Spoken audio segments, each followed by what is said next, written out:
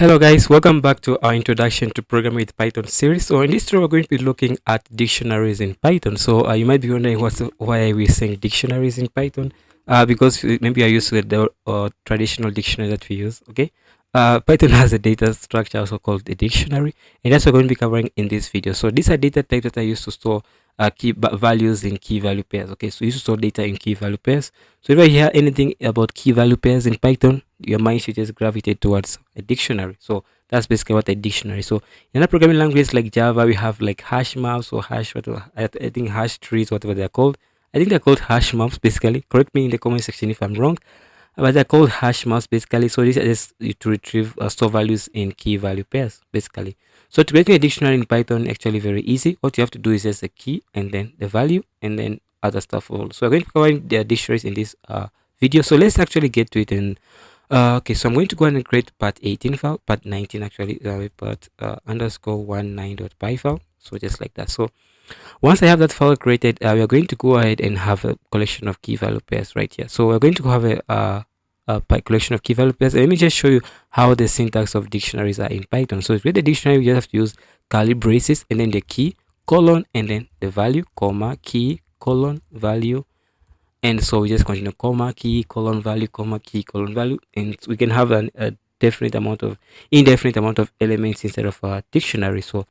So this is just the syntax of creating a dictionary in Python. So we have a key value, and then comma, or a key pair of key values separated with a comma. So one thing you have to notice is that the key must be of a specific data type. The key must be of an immutable data type, meaning that it cannot be changed. For example, a tuple can be an immutable data type, right? So it can be used to can be used as a key for a value. You also have can be a string can also be used, but you cannot have things that are changeable basically.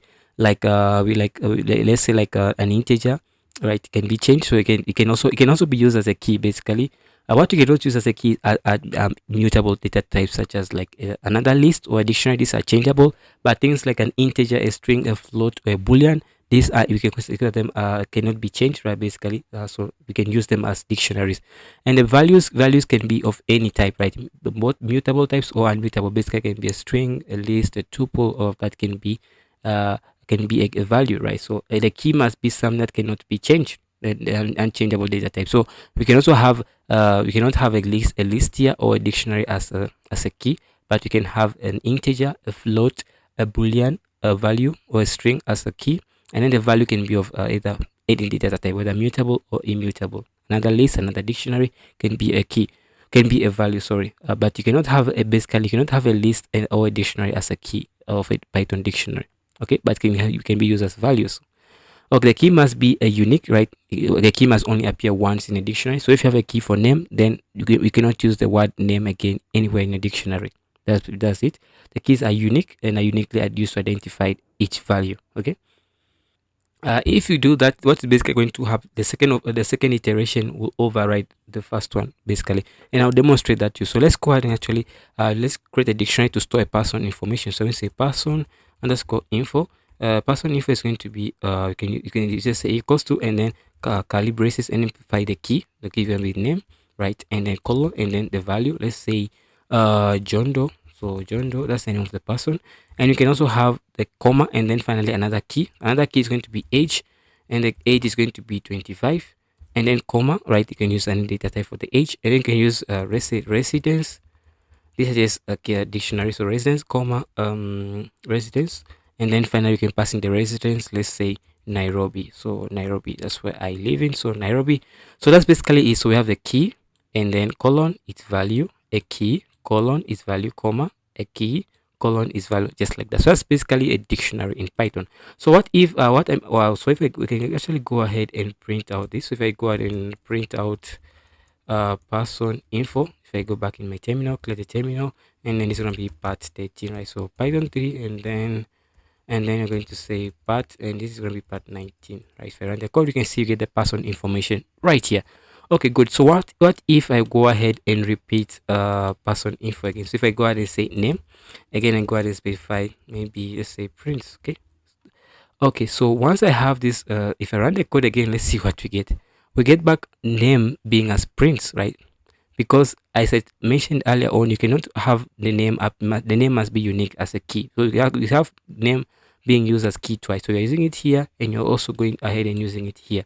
So what is this people simply going to go ahead and do is that the second one is going to override the first one. So let me just break this down into multiple lines so that it's much easier to understand. So I'm just going to break this down into multiple lines that way, and then that way. So good. So you have the dictionary right here. So name, you can see the first name right here is going to override the second name right here is going to override the first name, right? So because the key must be unique. So if I change this to be add another T here, then it's going to be unique. So the name will appear, name T prints. Okay, so that's it. So the key must be unique. That's basically what I'm trying to enforce. If it's not unique, then the second one is going to override the first one. So that's basically how to create a dictionary. Again, you can choose a mutable type here, like a list. You can just say 1,4. If you use that, I think you get an error. So you can see that a list cannot be used. Formidable, unformidable, unhashable type. That's basically it. So yeah, you cannot use a list as a key. You can also not use another dictionary as a key. So if you run that again, you also get into an error. Okay, these are called mutable types. So you can use a tuple as a list. That should work. So if you run this, it works a tuple, right? Because a tuple is immutable, right? So that's basically it, how we can work with a dictionary. We can create a simple dictionary in Python. So once we have that created, let's see what we can do to and how we can retrieve accessing information from a dictionary in Python. So let's go over how to access an information from a dictionary in Python. So what we can go ahead and do is before we even go into access information, let's actually specify the type hints for this. So I'm going to say from typing, I'm going to go ahead and import a dict, just like that. So we are going to say this is going to be of type it's going to be of type dict. So dict, just like that. So dict, so dict is a type, and once you have that, you can go ahead and print out you can print out the information that we want. So let's say we want to access information, right? So let me just show how to access information. So I want to get the person underscore name, and it's going to be of type str, right? So we're going to say person info, and then square brackets, and then quotes, right? A string. You can either use a double quotes or a single quotes. I'm just used to using double quotes. I'm going to use double quotes and get the name. So once I have the name, I'm going to go ahead and print it. So I'm going to print person name. So what this simply does is that whenever you're trying to get access to information, right? So use the key to get access to the value. So I said person, I provide the key as name, so it's going to return to me its value, which is going to be John Doe. So this variable is going to hold the value John Doe, which is the key, the value of this specific key that we specify down here. So if I run the code, now we should get back John Doe. Good. So run the code, we get back John Doe. Great. That's one way of getting let's say we want to get the age. Just say age and then run the code again, we get back age, right? So what if I want to go ahead and do the following? So that's another way of doing I can also get residence information of that person and run the code. Now we can get back the residence information. Another way of getting it is by using the dot notation, actually the dot get method. So you can pass in here and then pass in name, the key is name. So the difference between the dot and the get notation is that, let me just run the code to make sure everything works. So we get back John, right? So good. The difference between the dot notation and the dot get notation, the difference between the square bracket notation, right? The square bracket notation and the dot notation, right? It has a slight difference because let's say that I pass in a key that does not exist here. Our code will just crash or return to us an error. So I say name with a double E. If I run this code, we get back an error because name doesn't exist, right? So what if I delete this and I use the get method and I do the same mistake of typing out name wrong? So I pass in name and then with the name with a double E. So what is this? It returns to us? It returns to us none, basically. So this is what the get method does. So the get method returns to you something if it returns you a value if it exists, or else returns you a default value. So you can say default, I think it's called default if I'm not mistaken. Default is of type string, and this returns you a default of none if it doesn't exist. So returns you the value if the key exists in a dictionary, or return to you none if the key doesn't exist in a dictionary. So that's basically it. So yeah, that's basically it and how it works. Okay, so that's the difference between a get and the get notation and using the square bracket notation. The square bracket notation will return to you an error if the key you passed in doesn't exist, but now the get method return to you none if the name of the value you passed in, of the key you passed in, does not actually exist. So that's the difference between a get and the square bracket notation. So good. Okay, so once you have that covered, let's look at adding or updating elements for in a dictionary. So let me just delete all of this. Delete all of this right here. So let's see how we can update an element in a dictionary. So let's just print out print person info, just like that. And if I run the code, we just get back a dictionary of that person info. Good. So now what if I want to update a given part of the information, or I want to let's look at how we can add a new information to it. So person info, I want to go ahead and simply say nationality, and then I want to go ahead and say equals to Waldian. Anyone from the world, I don't know Waldian. So Waldian, just like that. So nationality is Waldian. So if I go ahead and then let me just print it out so you can see person info dictionary. Once this we add that information. So if I print out now, this is before we updated it, right? And this is after we updated it. And you can see we have another key value pair called nationality, and it says Waldian, right? So a person from the world, you can imagine it's called a Worldian. So that's how you can add new information to it. Let's say that you have a nationality already that you want to update, or let's say that you want to update the residence. So I'm going to copy this, say residence, and I can change the word residence to New York, so New York City or something like that. So run the code again, so I can see that the nationality has been updated from Nairobi to New York City. So that's how updating works in Python. So I've looked at how to update those information and get new different information. So you can also update using the method. So you can also update in another dictionary. So I can go down here and just say person info dot update, and can pass in another dictionary. So I want to update and pass in the following. So I want to go ahead and simply say let's say that nationality, and then nationality, you're going to go ahead and say that the nationality is going to be Worldian. So Worldian, just like that, person from the world. And if you run it again, you can see now we have updated it to Worldian. So these are the different ways you can update a Python dictionary. Okay, so now we have looked at the different ways to update a Python dictionary. Let's look at the different ways you can iterate through a Python dictionary. So I'm just going to go ahead and delete all of this right here, and I'm going to go ahead and say Python dictionary. Now, one thing you have to notice when iterating through a Python dictionary is going to return to us a couple of things. Now, before you even look at iterating through a Python dictionary, let's look at some methods that Python dictionaries come with. So I'm just going to go ahead and simply say person info dot items. So what does dot items do? So if you call, let me just call this method. So just put it inside of a print statement, and let's say print, just like that. So what does this going to go ahead and do? So this is going to go ahead and return to us person.item. So let's run the code and see, clear the terminal, run the code.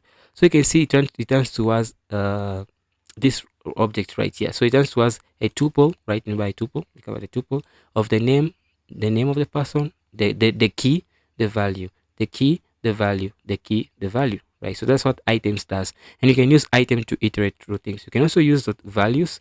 What does the values return to? It returns to the values, and the values are John Doe. That these are the keys. These are the values. So John Doe, the value is 28. Here the value is 25.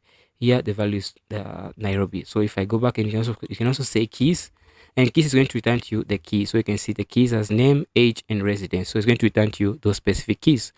So good. That's how you can use. So now we have looked at those methods. Now let's use them to iterate through over a list in over a dictionary in Python. So if you say person.info is going to return you the key and the value instead of a tuple, and you're going to go ahead and unpack it and store it in key value, and you're going to say person, and then you're going to go ahead and say dot info in dot items, right? So the items is going to return to us a key and a value, so the key will be stored in here and the value will be stored in here. So you can just go ahead and print key comma value value, just like that. So great.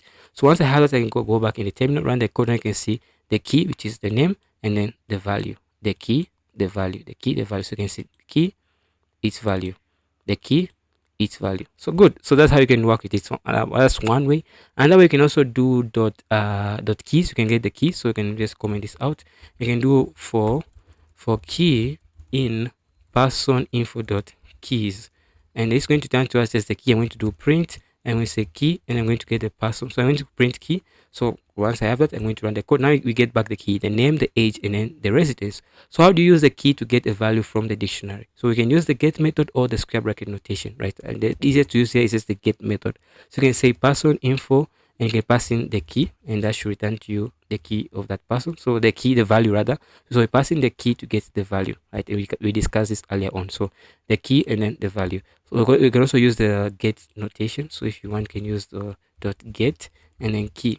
and then run this again, we get back the same information. So good, that's another way of doing it. Another way of doing it, you can just get the value straight away.